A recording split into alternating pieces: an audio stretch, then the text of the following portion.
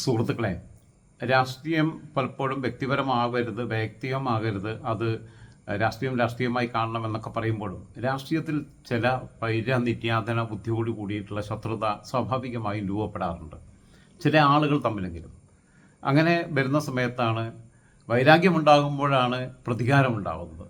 ചില മധുര പ്രതികാരങ്ങൾ, sweet revenge എന്നൊക്കെ നമ്മൾ പറയുന്ന വാക്കുകൾ ഉപയോഗിക്കപ്പെടുന്നത് അത്തരം ചില ആശയപരമായ അഭിപ്രായ വ്യത്യാസങ്ങൾ വ്യക്തിപരമായ തലത്തിലേക്ക് മാറുകയും അതൊരു കാലത്തും വിട്ടുമാറാത്ത രീതിയിൽ പകയോട് കൂടിയിട്ട് പരസ്പരം കാണുകയും ചെയ്യുന്ന സാഹചര്യത്തിലാണ്.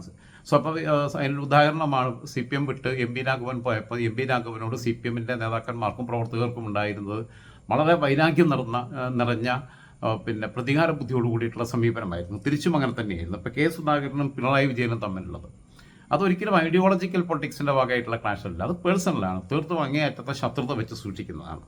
എന്തായിരുന്നാലും ആ ശത്രുതാപരമായ രാഷ്ട്രീയത്തിൻ്റെ അംശങ്ങൾ ഇപ്പോഴും നിലനിൽക്കുമ്പോൾ അതിൽ മധുര പ്രതികാരം വീട്ടിയ ഒരാളായിട്ടാണ് ഞാൻ സന്ദീപ് വാര്യരെ കാണുന്നത്. സന്ദീപ് വാര്യരെ ആരോടാണോ പിണങ്ങി ഒരു കസേര ഒരു പൊതുസമ്മേളനത്തിന് പോയപ്പോൾ വേദിയിലിരുത്തിയില്ല എന്നതിൻ്റെ പേരിലാണ് പാലക്കാട് ഉപതെരഞ്ഞെടുപ്പിൻ്റെ സമയത്ത് സന്ദീപ് വാര്യർ BJP വിട്ട് കോൺഗ്രസിൻ്റെ സഹയാത്രികനായി മാറുന്നത്. ഇന്ന് കേരള നിയമസഭയിൽ ഒരു ഇടം പിടിച്ചിരിക്കുകയാണ് സന്ദീപ് വാര്യർ. ഇത്തവണ മഞ്ചേശ്വരത്ത് നിന്നും കഴിഞ്ഞ തവണ 2 നിയമസഭാ മണ്ഡലങ്ങളിൽ നിന്ന് കോന്നിയിൽ നിന്നും മഞ്ചേശ്വരത്ത് നിന്നും ഒക്കെ മത്സരിക്കുകയും നിയമസഭയിലേക്കും ലോക്സഭയിലേക്കും ഒക്കെ എത്ര പ്രാവശ്യം മത്സരിച്ചു എന്ന കാര്യത്തിൽ മലയാളികളായ ആളുകളുടെ കാര്യത്തിൽ റെക്കോർഡ് ഇടാൻ വേണ്ടിയിട്ട് ശ്രീമതി ശോഭാ സുരേന്ദ്രനും ശ്രീ K സുരേന്ദ്രനും തമ്മിൽ മത്സരിക്കുന്ന ഒരു കാഴ്ചയാണ് നമ്മൾ കണ്ടുകൊണ്ടിരിക്കുന്നത്. അങ്ങനെ O രാജഗോപാലും അതേപോലെ തന്നെ ഒരു തവണ മത്സരിച്ചിട്ടുണ്ട്. പക്ഷേ സാധ്യതകൾ ഉണ്ടായിരുന്നൊരു കാലഘട്ടത്തിൽ പോലും K സുരേന്ദ്രനെ അദ്ദേഹം മുമ്പ് 100-ൽ താഴെ വോട്ടുകൾക്കും പിന്നെ കഴിഞ്ഞ തവണ 1000-ൽ താഴെ വോട്ടുകൾക്കും പരാജയപ്പെട്ട മഞ്ചേശ്വരത്ത് ഇത്തവണ അതിദയനീയമായ തോൽവി ഉണ്ടാകുമ്പോഴും രണ്ടുപേരും എനിക്ക് വ്യക്തിപരമായി വളരെ അടുത്ത സൗഹൃദമുള്ളവരാണ്, വേണ്ടപ്പെട്ടവരാണ്, എന്നോട് വളരെ മാന്യമായിട്ടാണ് ആ ബന്ധം പെരുമാറ്റത്തിൽ ഇടപെട്ടിട്ടുള്ളത്, ഒക്കെ ശരിയല്ല. എന്നാൽ തന്നെ ഒരു മധുര പ്രതികാരം വീട്ടാൻ സന്ദീപ് വാര്യർക്ക് കഴിഞ്ഞിരിക്കുന്നു. സന്ദീപ് വാര്യർ കേരള നിയമസഭാംഗമായിട്ട് തൃക്കരിപ്പൂര് പോലെയുള്ളൊരു മണ്ഡലത്തിൽ നിന്ന് തിരഞ്ഞെടുക്കപ്പെട്ടു എന്നുള്ളതാണ്. പ്രത്യേകിച്ചും ശ്രദ്ധിക്കേണ്ടത് 1957 ആദ്യത്തെ തെരഞ്ഞെടുപ്പിൽ അന്ന് മുഖ്യമന്ത്രിയായി തിരഞ്ഞെടുക്കപ്പെട്ട EMS നമ്പൂതിരിപ്പാട് പ്രതിനിധീകരിച്ച മണ്ഡലമാണ് തൃക്കരിപ്പൂർ എന്നതിൽ നിന്നാണ് അതിൻ്റെ ചരിത്രം ആരംഭിക്കുന്നത് എന്നാണ് എനിക്ക് തോന്നുന്നത്. തൃക്കരിപ്പൂരിൻ്റെ ചരിത്രം ആരംഭിക്കുന്നത് അതെ, അങ്ങനെ തന്നെയാണ്. 1957 EMS നമ്പൂതിരിപ്പാടാണ് തൃക്കരിപ്പൂരിനെ പ്രതിനിധീകരിച്ചത്. ഒരു VIP മണ്ഡലമാണ്, VVIP മണ്ഡലമാണ്. 1957 EMSന് ശേഷം പിന്നീട് സഖാവ് ഓപരതൻ അവിടെ നിന്ന് മത്സരിച്ച് ജയിച്ചിട്ടുണ്ട്. P കരുണാകരൻ പലതവണ കാസർഗോഡ് MP ആയിരുന്ന സുശീല ഗോപാലിൻ്റെ ഭർത്താവായിട്ടുള്ള P കരുണാകരൻ അവിടെ നിന്ന് മത്സരിച്ച് 77 ജയിച്ചിട്ടുണ്ട്. അതോടൊപ്പം തന്നെ 87 കേരള മുഖ്യമന്ത്രിയായി EK നായനാർ തെരഞ്ഞെടുക്കപ്പെടുന്നതും ആ മണ്ഡലത്തിൽ നിന്ന് മത്സരിച്ചിട്ടാണ്. അദ്ദേഹം 87-ലും 91-ലും അവിടെ നിന്ന് മത്സരിച്ച് വിജയിച്ചു. 96-ൽ പക്ഷേ അദ്ദേഹം ആദ്യം മത്സരിച്ചിരുന്നില്ല VSനെ മുഖ്യമന്ത്രിയാക്കാൻ വേണ്ടിയിട്ട്. പക്ഷേ VS പാലാരിക്കുളത്ത് പരാജയപ്പെട്ടപ്പോൾ ഇദ്ദേഹം മുഖ്യമന്ത്രിയായപ്പോൾ അന്ന് തലശ്ശേരിയിലെ മമ്മുമാഷെ രാജിവെപ്പിച്ചിട്ടാണ് അദ്ദേഹം വീണ്ടും നിയമസഭയിലേക്ക് വരുന്നത്. അതായത് 57-ലും 87-ലും കേരളത്തിൻ്റെ മുഖ്യമന്ത്രിമാർ ആ മണ്ഡലങ്ങളിൽ നിന്നായിരുന്നു. അത് യഥാക്രമം സഖാവ് EMS നമ്പൂതിരിപ്പാടും EK നായനാരുമായിരുന്നു. അവരൊക്കെ ഇന്ന് വരെ CPM അല്ലാതെ വേറൊരു പാർട്ടിയും മത്സരിച്ച് വിജയിച്ചിട്ടില്ലാത്ത, അവിഭക്ത കമ്മ്യൂണിസ്റ്റ് പാർട്ടിയും അതിനുശേഷം CPM-ഉം അല്ലാതെ മറ്റാരും ജയിച്ചിട്ടില്ലാത്തൊരു മണ്ഡലമാണ് സന്ദീപ് വാര്യർ പിടിച്ചെടുത്തിരിക്കുന്നത്. അക്ഷരാർത്ഥത്തിൽ ഇത് സന്ദീപിൻ്റെ വ്യക്തിപരമായ വിജയമാണ്. സന്ദീപ് പാലക്കാട് സ്ഥാനാർത്ഥിയാവുമെന്ന് പ്രതീക്ഷിച്ചു. അത് ഷാഫി ടീമും കൂടെ അത് വെട്ടി. പിന്നെ തവനൂർ ശ്രമം നടത്തിയിരുന്നു. അപ്പോഴാണ് PS ജോയി അക്കോമഡേറ്റ് ചെയ്യണം. അദ്ദേഹം തൃശ്ശൂർ നിൽക്കാനുള്ള ശ്രമം നടത്തിയിരുന്നു, അത് നടന്നില്ല. അങ്ങനെയൊക്കെ വന്ന സമയത്ത് അദ്ദേഹം വളരെ മാനസികമായ വിഷമത്തോടു കൂടിയിട്ടാണ് തൃക്കരിപ്പൂർ സ്ഥാനാർത്ഥിയായിട്ട് പ്രഖ്യാപിക്കുമ്പോൾ അവിടേക്ക് വണ്ടി കയറുന്നത് എന്നുള്ളത് വളരെ എനിക്ക് കൃത്യമായിട്ട് അറിയാവുന്ന ഒരാളാണ്.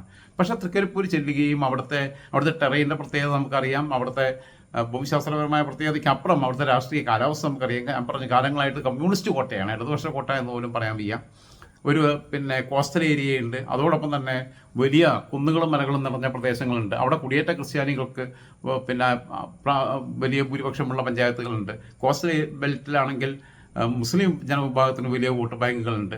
എന്തായിരുന്നാലും എല്ലാ സാമുദായിക സമവാക്യങ്ങളും തകിടം മറിച്ചുകൊണ്ട് അവിടുത്തെ കമ്മ്യൂണിസ്റ്റ് പാർട്ടിയുടെ വോട്ടർമാർ, കമ്മ്യൂണിസ്റ്റ് പാർട്ടിയുടെ പ്രവർത്തകരും അനുയായികളും വോട്ട് ചെയ്തിട്ട് തന്നെയാണ് സന്ദീപ് വാര്യർ വിജയിച്ചിരിക്കുന്നതെന്ന് വേണം മനസ്സിലാക്കാൻ. കാരണം ഇല്ലെങ്കിൽ സന്ദീപ് വാര്യർ ഒരിക്കലും അവിടെ നിന്ന് മത്സരിച്ച് വിജയിക്കില്ല, അതൊരു യാഥാർത്ഥ്യമാണ്.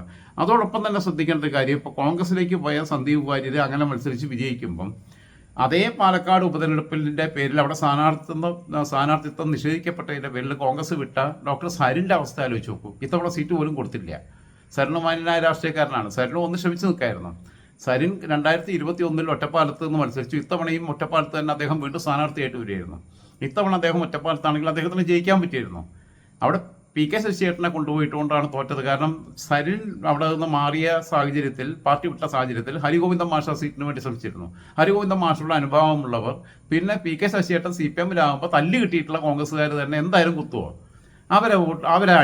അവരെ അടിക്കാൻ ആളെ വിട്ട് ഒരാൾക്ക് വിട്ട് അവർ പ്രവർത്തിക്കുകയോ കോൺഗ്രസ്സുകാർ എന്നോട് പറഞ്ഞിട്ടില്ല. ഞാനൊന്നും ശശിയുടെ അടുത്ത് പറയാൻ പോയിട്ടില്ല. ഇലക്ഷൻ സമയത്ത് മാനസികമായി തകർക്കുന്ന ഒരു വാക്ക് പോലും ഒരാളോടും ഞാൻ പറഞ്ഞിട്ടില്ല. ഇനിയിപ്പോൾ ശശിയുടെ അടുത്ത് ഞാനത് പറയും.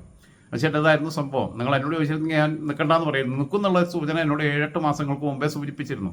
അപ്പോഴും ഞാൻ നിരുത്സാഹപ്പെടുത്തിയിട്ടുള്ളതാണ്. അപ്പോൾ ഒറ്റ കാര്യം ഞാൻ പറയും, നിങ്ങൾ എവിടെ നിന്നാലും വേണ്ടിയുള്ള KTDC ചെയർമാൻ സ്ഥാനം രാജിവെക്കാനുള്ള മാന്യത കാണിക്കണം എന്ന് ഞാൻ പറഞ്ഞിട്ടുള്ളൂ. എന്നോട് ഡീസൻ്റായിട്ടാണ് പെരുമാറിയിട്ടുള്ളത്. അപ്പം പിന്നെ PK ശശിയേട്ടൻ്റെ അവസ്ഥ അങ്ങനെ. സരിൻ അവിടെ അതേസമയം കോൺഗ്രസ് തന്നെ നിന്നിരുന്നെങ്കിൽ PK ശശിയേട്ടൻ പോലും അവിടെ വരില്ല. കഴിഞ്ഞ തവണ മത്സരിച്ച കാൻഡിഡേറ്റ് എന്നുള്ള രീതിയിൽ അവിടെ കേന്ദ്രീകരിച്ച് നിന്നിരുന്നെങ്കിൽ സരിന് ഇത്തവണ ക്ലെയിം ചെയ്യാൻ പറ്റിയിരുന്നു. സരിനാണെങ്കിൽ അവിടെ നിന്ന് ജയിച്ചു വരാനും പറ്റിയായിരുന്നു. കോൺഗ്രസ്സുകാരനായിട്ട് തന്നെ തുടരുക.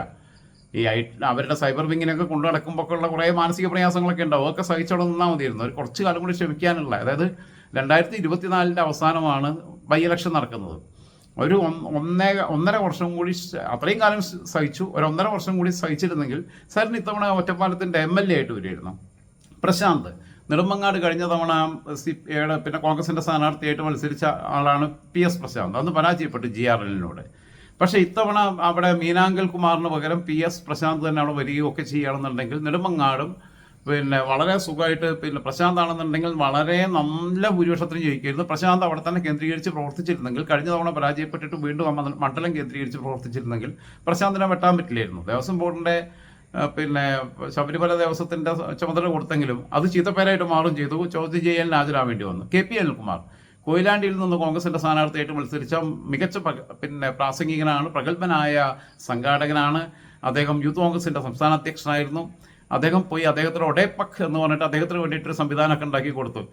നോർക്ക അവിടെ നിൽക്കുന്നുണ്ട്. നോർക്ക എടുക്കുന്ന പണിയുടെ ഒരു ചെറിയ അംശം ഇവർക്ക് ഡിവൈഡ് ചെയ്ത് കൊടുത്തു. അത്രയേ ഉള്ളൂ. അവരുടെ ഒരു പിന്നെ സഹോദര സംഘടന എന്ന രീതിയിലേക്ക് കുറച്ച് അസൈൻമെൻറ്റ് ഇവർക്ക് വീതിച്ചു കൊടുത്തു. ഒഡേപക് തട്ടിക്കൂട്ട് ഒരു കാറും കൊടുത്തു, സ്റ്റാഫിനെയും കൊടുത്തു, ഡ്രൈവറെയും കൊടുത്തു, ഇത്രയേ ഉള്ളൂ. പക്ഷേ KP അനിൽകുമാർ കോൺഗ്രസിൽ തന്നെ തുടരുകയും കൊയിലാണ്ടി കേന്ദ്രീകരിച്ച് പ്രവർത്തനം തുടരുകയും ചെയ്തിരുന്നെങ്കിൽ ഈ തവണ KP അനിൽകുമാറിന്, പ്രവീൺ കുമാറിന് പകരം KP അനിൽകുമാറിന്, പ്രത്യേകിച്ചും നമ്മളെ അവിടുത്തെ പിന്നെ കാനത്തിൽ ജമീൽ ഇടയ്ക്ക് വെച്ച് മരണപ്പെട്ടു. അന്ന് ബൈ ഇലക്ഷനുള്ള സമയം ഉണ്ടായിരുന്നില്ല. അദ്ദേഹത്തിന് ഇത്തവണ നിയമസഭ എത്താൻ പറ്റിയിരുന്നു. അപ്പം ഞാൻ പറഞ്ഞത് രാഷ്ട്രീയത്തിൽ കുറച്ച് ക്ഷമയും കൂടി കാണിക്കണം. പയ്യെ തിന്നാൽ പനിയും തിന്നാം എന്നുള്ളതാണ്. സരിനെ സംബന്ധിച്ചിടത്തോളം ആത്മഹത്യാപരമായൊരു തീരുമാനമായിരുന്നു എടുത്തത് എന്നുള്ളത് ഈ തെരഞ്ഞെടുപ്പ് തെളിയിച്ചിരിക്കുകയാണ്. അതേസമയം LDF-ൻ്റെ ഗവൺമെൻറ് വരികയാണെങ്കിൽ സരിനെ തീർച്ചയായിട്ടും അർഹമായ ഏതെങ്കിലും പിന്നെ സ്ഥാനത്ത് കൊണ്ടുപോയി പ്രതിഷ്ഠിക്കുമായിരുന്നു എന്ന കാര്യത്തിലൊന്നും എനിക്ക് സംശയമില്ല. കാവ്യനീതി എല്ലാ കാലത്തും ഇടതുപക്ഷം കാണിക്കാറുണ്ട്. യൂസ് ആൻഡ് ത്രോ പരിപാടിയൊന്നും അവർ കാണിക്കാറില്ല. ശോഭന ജോർജിനെയും ഷാഹിദ കമാലിനെയും ഒക്കെ തുടങ്ങി PS പ്രശാന്തിനെയും KP അനിൽകുമാറിനെയും ഒക്കെ അക്കോമഡേറ്റ് ചെയ്തിട്ടുണ്ട്. KB തോമസിനെയൊക്കെ ആ രീതിയിൽ അക്കോമഡേറ്റ് ചെയ്യായിരുന്നു. പക്ഷേ അവരുടെ നിർഭാഗ്യവശാൽ UDF മിനിസ്ട്രി വന്നപ്പോൾ അവർക്ക് രക്ഷയൊന്നുമില്ല. പക്ഷേ ഏറ്റവും മധുര പ്രതികാരം എന്ന് പറയുന്നത് അത് ചെയ്യാൻ കഴിഞ്ഞത് സന്ദീപ് വാര്യർക്കാണ്.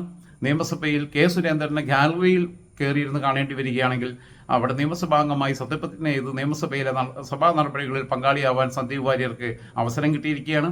അത് UDF-ൻ്റെ വിജയത്തിനപ്പുറം സന്ദീപ് വാര്യർ എന്ന് പറയുന്ന ഒരു വ്യക്തിയുടെ വിജയമായിട്ട് തന്നെ കാണാനാണ്. അവിടുത്തെ പൾസ് അറിയാമായിരുന്ന, അവിടുത്തെ നീക്കങ്ങൾ അറിയാമായിരുന്ന, സന്ദീപിൻ്റെ ഡേ ടു ഡേ അവിടുത്തെ ആക്ടിവിറ്റീസ് എന്തൊക്കെയാണ് എന്ന് കൃത്യമായി അപ്ഡേറ്റ് ചെയ്തുകൊണ്ടിരുന്ന, എത്ര വൈകിട്ടാണെങ്കിലും ആ വിവരങ്ങൾ കൃത്യമായി പിന്നെ അപ്ഡേറ്റ് ചെയ്തുകൊണ്ടിരുന്ന ഒരു വ്യക്തി. കാരണം പ്രത്യേകിച്ച് അദ്ദേഹത്തിൻ്റെ വെൽവിഷർ, സുഹൃത്ത് എന്നുള്ളതായിരിക്കും. അഭിപ്രായ വ്യത്യാസങ്ങളൊക്കെ ഉണ്ട്. സന്ദീപ് എന്നോടും വളരെ രൂക്ഷമായിട്ട് എതിർത്ത് പറഞ്ഞിട്ടുണ്ട്, ഞാൻ സന്ദീപിനോടും പറഞ്ഞിട്ടുണ്ട്. അതൊക്കെ വേറെ കാര്യം. അത് ഇത് സുഖിപ്പിച്ച് പരസ്പരം പറയാൻ മാത്രമല്ലല്ലോ, എതിർത്ത് പറയാനും കൂടി സ്വാതന്ത്ര്യമുള്ളതാണ് സൗഹൃദം.